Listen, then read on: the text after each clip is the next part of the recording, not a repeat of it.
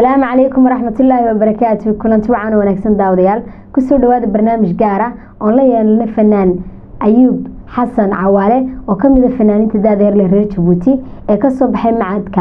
فانك يفرشحن كدلك جمهورية جبوتي. أيوب كسر دو برنامج كيغا أدكم مع سنتهاي سيداد إمرتي قادين وحانو مهنقا يا قدوميها إذاعة يونيفرسال يردمان شقالها سيداد دبعسن وحدوبيا أيوها غربها شغلو ده وكسور دويني أنا waanad ku mahadsantahay sida sharafta leh uga soo jawaabtay codsigaygii kulli taageerayaal badan oo ku daawanaya qaar badan oo wax ka ogeynay qaar ku ogboy leeyihiin marka kuwa aan maanta ku ogeynay fursad u helay inay ku bartaana waxaan rabay inaad taariikh nololeedkaaga oo kooban aad maxaad noo soo kabto kulli qabiilka iyo waxaad ka reebaysaa iyo daadaada taas dabcan qabiil male أنا هرت تاريخ نولاد كي عدنا كورمو وحن دشي دماتكي سيدتناتكي أن وحبرشة دي باللغة يدحد دمات كوان دمستي كديب ما كان دمستي تعلين تدي سري وحن قالي معد كيفن كجوتي لبسنا أيام دكتي وحبذن بنك فايدستي oo qoraalkii muusigii iyo noodkii iyo waxyaabo badan iyo qaabka tonalitiga ama sida loo heeso ama sida loo raaci karayo muusiga waxyaabo badan ayaan wallahi fursad u helay saasan fankay ku soo galay oo fursad u helay dad badan naqaan iga siiyeen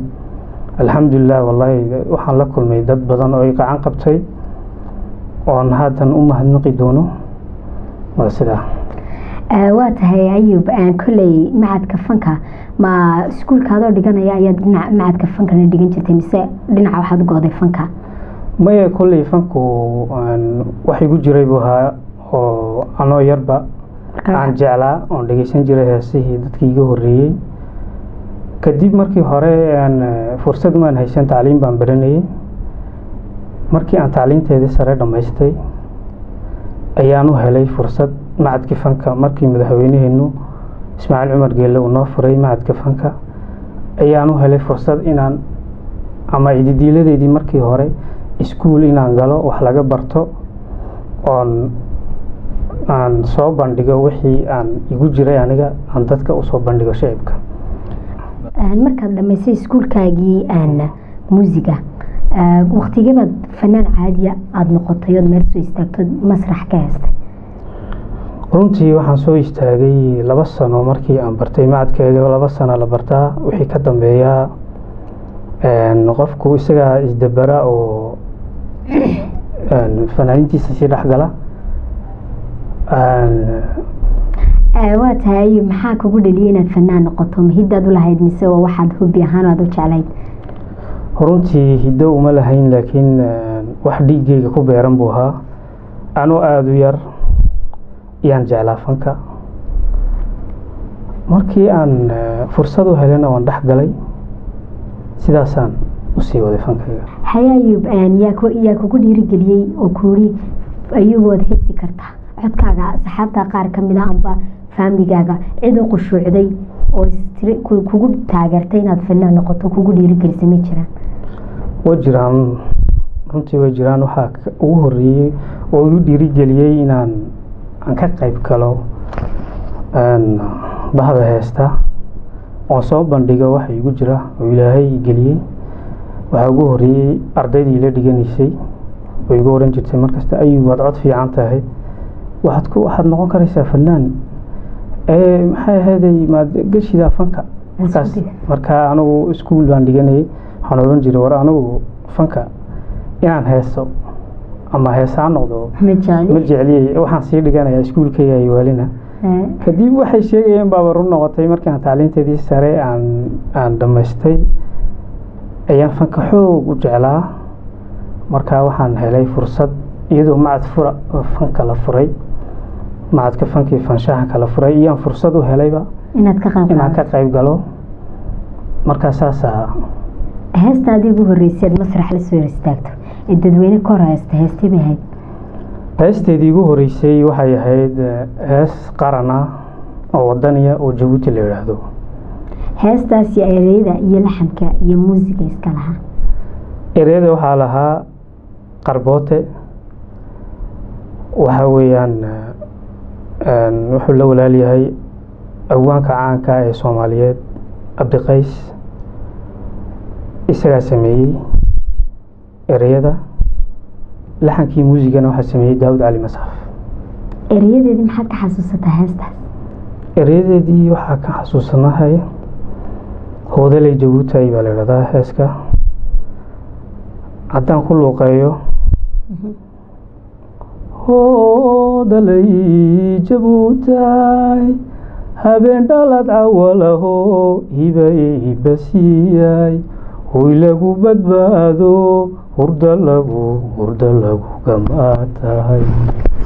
Afrikada holcayse coladuhu hadheeyeen midkaad sarrayso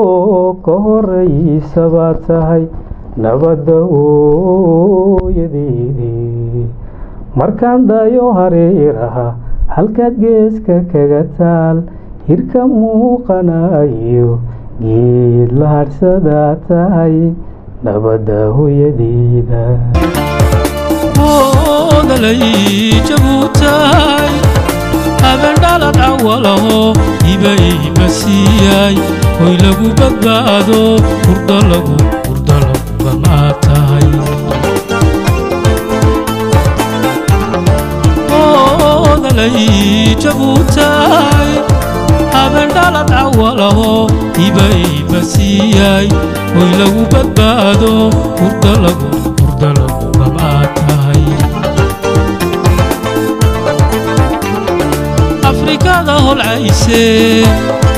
coladuhu hadheeyeen midkaad sarrayso ka horraysa baad tahay nabadda hooyadeedii Afrikada holcayse coladuhu hadheeyeen midkaad sarrayso ka horraysa baad tahay nabadda hooyadeedii markaan dayo hareeraha halkaad geeska kaga taal hirka muuqanayo geed la hadhsadaa tahay nabadda hooyadeedii markaan dayo hareeraha halkaad geeska kaga taal hirka muuqanayo geed la hadhsadaa tahay nabadda hooyadeeda nasiibkaagu waa hodan hoygaagu waa nabad noloshaadu waa hogol hidhib cadow ku horto lagu soo hayaabe nasiibkaagu waa hodan hoygaagu waa nabad noloshaadu waa hogol hidhib cadow ku horto lagu soo hayaabe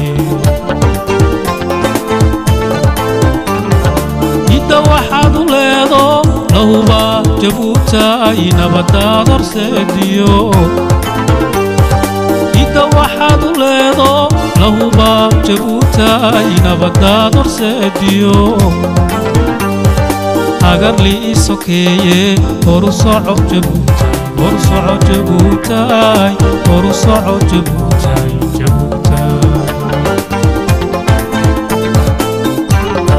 hidda waxaad u leedo lahuba Jabuuti nabadaad horseediyo hidda waxaad u leedo lahuba Jabuuti nabadaad horseediyo agarli isokeeye horu soco Jabuuti horu soco Jabuuti horu soco Jabuuti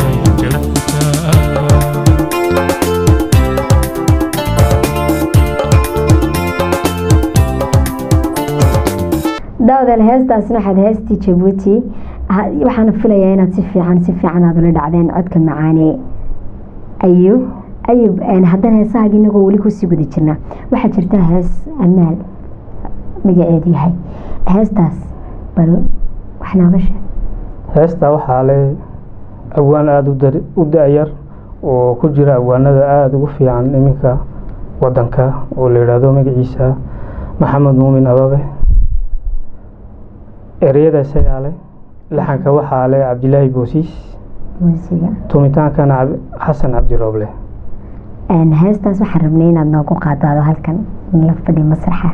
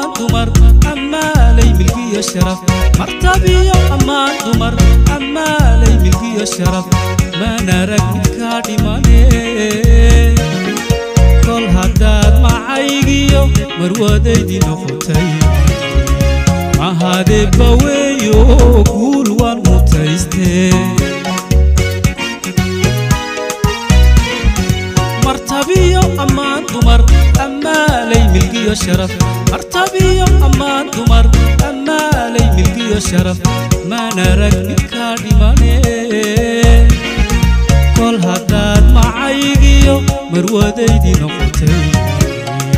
ma hade baweeyo